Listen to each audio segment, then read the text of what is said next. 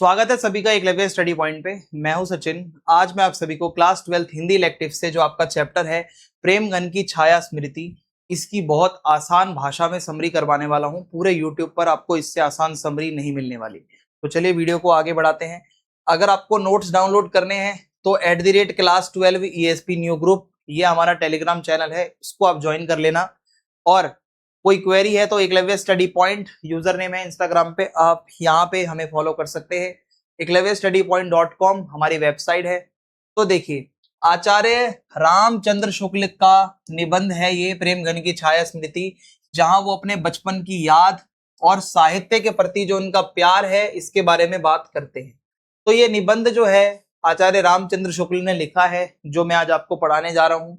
इसमें शुक्ल जी ने अपने बचपन की यादों के बारे में बताया है, उनका बचपन कैसे माहौल में बीता और बचपन से ही हिंदी भाषा, हिंदी साहित्य का ज्ञान उनको अपने परिवार से मिला, है ना। और वे भारतेंदु जी और उनके मंडल के लेखक जितने भी थे उनके ग्रुप में, उनसे मिलते रहते थे। और प्रेमगन जी का भी इसमें जिक्र आएगा, आपको आगे पता चलेगा ये कौन थे। तो प्रेमगन ने शुक्ल जी और उनके साथियों पर भी गहरा प्रभाव डाला। इसी से जो अंदर का उनका साहित्यकार था वो भावना उनके अंदर आई। तो जो उन्होंने कुछ पहले अनुभव किया होगा, संस्मरणात्मक निबंध है, याद में लिखा है।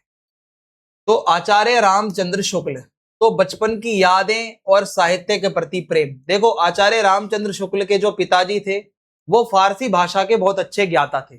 उनको फारसी भाषा बहुत अच्छे से आती थी और उनके घर में रोज का एक पढ़ना का मतलब एक वातावरण था।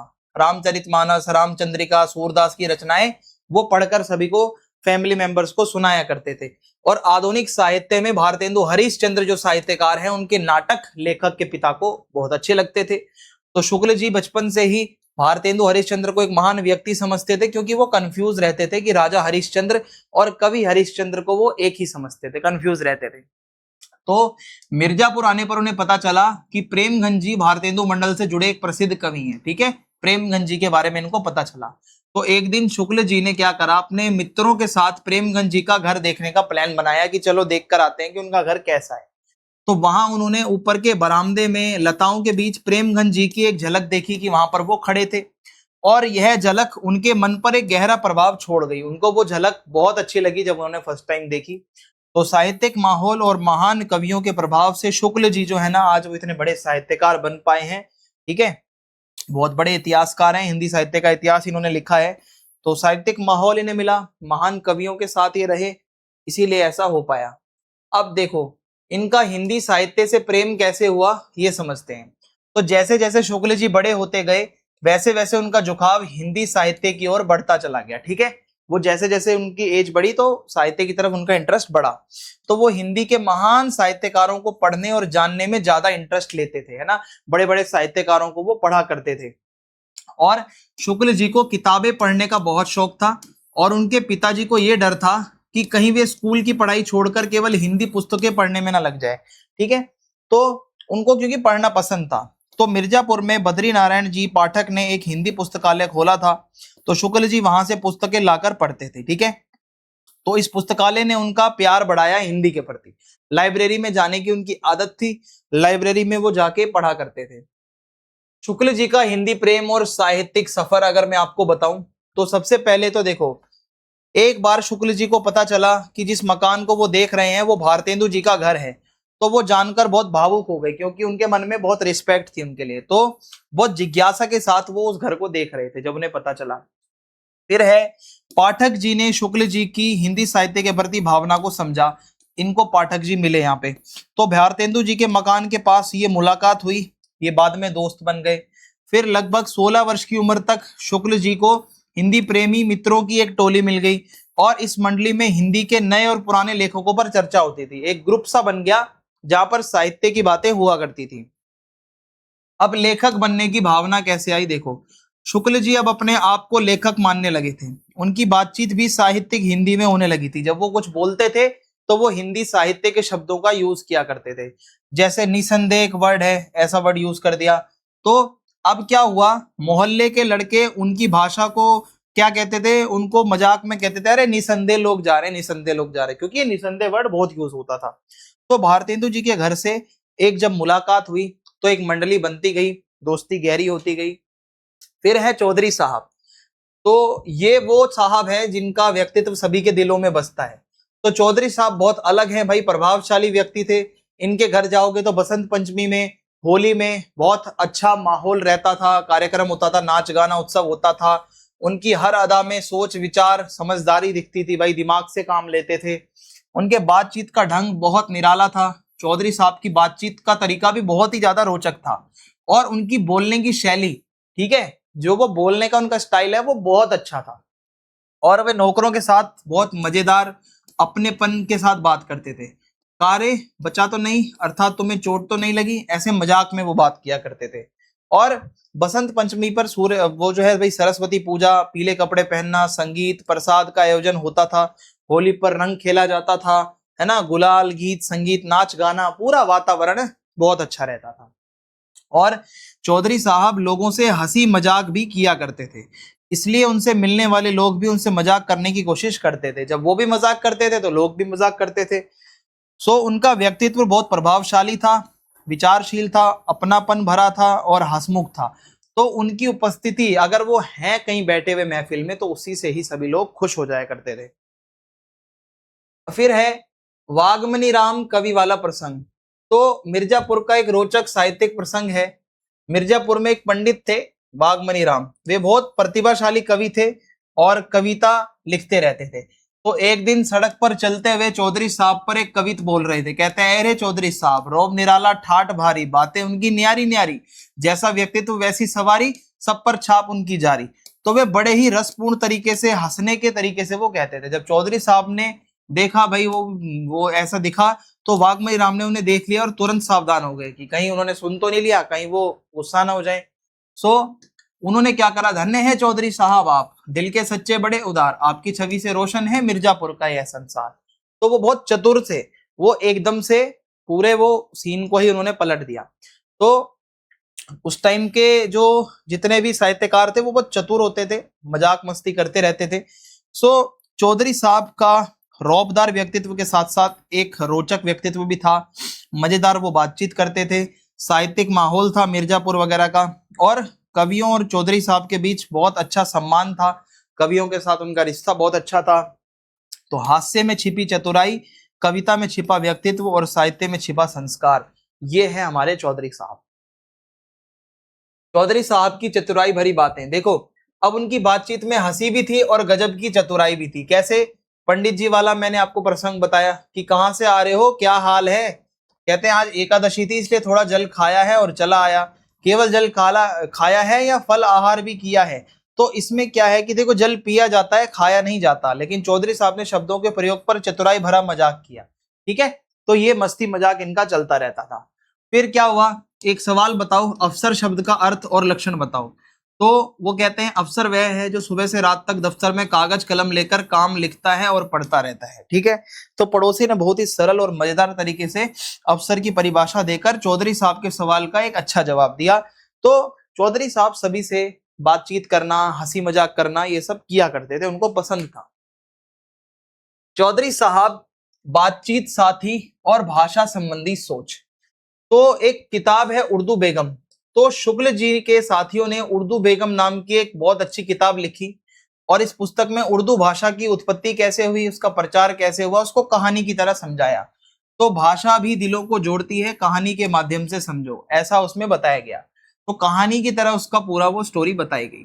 तो चौधरी साहब और उनके साथी भाषा को लोगों को जोड़ने वाला माध्यम मानते थे कि भाषा लोगों को जोड़ती है, भाषा का काम लोगों को जोड़ना है। तो उनका मानना था कि कोई भी भाषा तभी फलती फूलती है जब जनता के बीच जाती है। तो वे उर्दू और हिंदी दोनों के सम्मान और मेल जोल के पक्षधार थे। ये मानते थे कि भाई उर्दू हिंदी दोनों का सम्मान होना चाहिए। अब यहाँ पे एक लैंप वाला प्रसंग आता है। तो एक दिन चौधरी साहब अपने साथियों के साथ बातचीत कर रहे थे, तभी लैंप की बत्ती अचानक तेज जलने लगी, है ना, जो लैंप पहले जलता था। तो चौधरी साहब नौकरों को आवाज देने लगे, अरे ओ किसी को बुलाओ, जल्दी आओ। तो शुक्ल जी बत्ती ठीक करना चाहते थे, लेकिन लक्ष्मी नारायण जी ने उन्हें रोक दिया। रोकिए, रहने दीजिए, मैं देखता हूं। तो थोड़ी देर बाद वो लैंप की चिमनी टूट गई, वो पूरी की पूरी ब्लास्ट हो गई। तो यह प्रसंग चौधरी साहब के घर की हंसी मजाक भरी एक जो वातावरण है उसको दिखाता है। तो चौधरी साहब, शुक्ल जी और उनके साथियों ने जो ये बुक लिखी थी, ठीक है। उर्दू बेगम बहुत बहुत ज्यादा आप मान के चलो मजेदार बुक थी। इसमें पूरे उर्दू भाषा की उत्पत्ति को उन्होंने अच्छे से समझाया। इसमें बताया कि भाई कैसे अलग अलग भाषाओं को मिलाकर उर्दू बनी है ना। इसमें हिंदी, फारसी, अरबी, तुर्की सबका मिक्सअप है। कैसे इसका प्रचार प्रसार हुआ है, कैसे लोगों तक ये पहुंची है, दूर दूर तक भाषा गई है। और उर्दू को बेगम के रूप में दिखाया गया है कि वो बहुत खूबसूरत भाषा है, लोगों को जोड़ती है और उर्दू सबको जोड़ने वाली भाषा है, मेल जोल और मोहब्बत की भाषा है, ऐसा इसमें दिखाने का प्रयास किया गया है। तो उर्दू बेगम एक रोचक, सिंपल, ज्ञान बढ़ाने वाली पुस्तक थी जिसने भाषा के इतिहास को कहानी के रूप में बताया कि उर्दू भाषा कैसे आगे बढ़ी, उसकी कहानी की तरह इसमें इन्होंने बताया। तो चौधरी साहब का हास्यपूर्ण माहौल, उर्दू बेगम पुस्तक और नागरी भाषा पर उपाध्याय जी के विचार। अब थोड़ा इसको समझ लेते हैं। देखो, चौधरी साहब जो थे ना, वो हमेशा हंसते रहते थे। जो उनका स्वभाव था वो बहुत मजाकिया स्वभाव के थे। उनकी बातों में, उनके व्यवहार में एक हल्का फुल्का आनंद सा आपको देखने को मिलेगा। तो कठिन विषयों पर भी वो हास्य के साथ सरल ढंग से समझा देते थे। मुश्किल चीजों भी वो हंसकर बिल्कुल इजी कर देते थे, जो सामने वाले को आसानी से समझ में आ जाती थी। ठीक है। और अगर आगे बढ़े तो उर्दू बेगम एक बुक है। तो इन्होंने, चौधरी साहब ने उर्दू बेगम नामक पुस्तक लिखी और इसमें उन्होंने बहुत रोचक तरीके से, बहुत व्यंग का यूज करते हुए, ऐसी मजाक का यूज करते हुए उर्दू भाषा की विशेषताएं बताई। और इस पुस्तक में व्यंग, हास्य, भाषा की गहराई को बिल्कुल अच्छे से समझाया। और अगर बात करें नागरी भाषा की, तो इस पर वो क्या कहते हैं कि उपाध्याय जी नागरी को एक भाषा मानते थे। वे हमेशा नागरी भाषा में ही लिखा करते थे। उनका मानना था कि शिष्ट लोगों की भाषा नागर अपभ्रंश से विकसित होकर नागरी बनी है। जो लोग शिष्ट होते हैं, अच्छे होते हैं, वो नागर अपभ्रंश यानी कि हिंदी का ही एक प्रकार, उसकी भाषा को समझते और लिखते हैं। अब यहाँ पे जैसे मिर्जापुर शब्द है, तो उपाध्याय जी मिर्जापुर नहीं लिखते थे, वो स्पेलिंग में लिखते थे मिर्जापुर। तो वे इसका अर्थ बताते हैं लक्ष्मीपुर, मिर्जापुर यानी लक्ष्मीपुर। तो इस भाग में बताया गया है चौधरी साहब कितना हंसी माहौल में रहे हैं। उर्दू बेगम उनकी जो बुक है, नागरी भाषा के प्रति वो क्या सोचते हैं, इसके बारे में भी उन्होंने बताया है। ठीक है।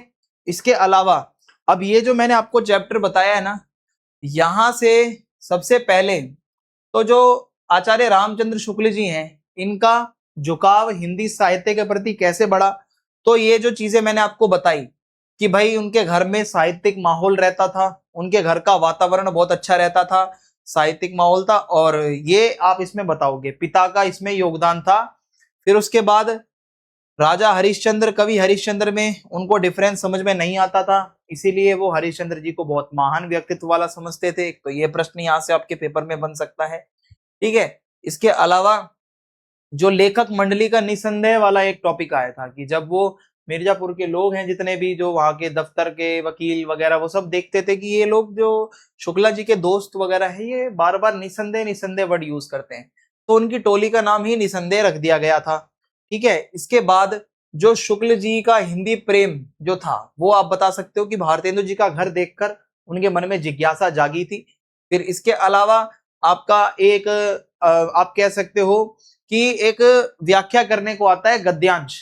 ठीक है। एक पैसेज दिया होगा, उसके कुछ क्वेश्चन दिए होंगे, तो उसमें चौधरी साहब के बारे में आपसे पूछा जा सकता है कि जो चौधरी प्रेमगंज थे, उनका व्यक्तित्व कैसा था, उनकी पर्सनैलिटी कैसी थी, वो क्या काम करते थे, वो कैसे थे, ये सब आपसे पूछा जा सकता है। तो ये पॉइंट आप उनके व्यक्तित्व के पॉइंट अच्छे से बता सकते हो। और इसके अलावा चौधरी साहब कितने चतुर थे, कैसे वो मजाकिया ढंग से बातें किया करते थे। ठीक है। और ये वाला भी आ सकता है, लेकिन सबसे इंपॉर्टेंट जो क्वेश्चन है, चौधरी साहब के व्यक्तित्व की विशेषताएं, ये आपके पेपर में 101% आता हुआ दिखेगा। और उर्दू बेगम पुस्तक और इसके बारे में भी आपसे पूछा जा सकता है। तो मैं आपसे यही कहना चाहूंगा कि आप ज्यादा से ज्यादा चैनल को सब्सक्राइब करो, वीडियो को ज्यादा से ज्यादा शेयर करो, कमेंट बॉक्स में आप फीडबैक लिखो। आने वाले टाइम पे आपको सभी वीडियोस हिंदी की मिलने वाली हैं। आपकी अभिव्यक्ति माध्यम हो, है ना, या आपकी बाकी की कविताएं हो, या आपके बाकी के चैप्टर्स हो, बहुत जल्द सारी चीजें आपको मिलेंगी अपने चैनल एकलव्य स्टडी पॉइंट पे। बाकी जो मेन चीजें आपको बता दी है, फिर भी अगर आपको लगता है कि भाई पहला चैप्टर है, कुछ फीडबैक है, कुछ मिसिंग है, तो भाई you are welcome, comment box का यूज करो। जो टॉपिक्स बताए हैं, इनके नोट्स आपको पीडीएफ के फॉर्म में मिल जाएंगे, तो इनको अच्छे से आप एक बार रिवाइज कर लेना और बस आपका चैप्टर कंप्लीट हो जाएगा। So thanks for watching the lecture. मिलते हैं अगली वीडियो में। जय हिंद, जय भारत, धन्यवाद।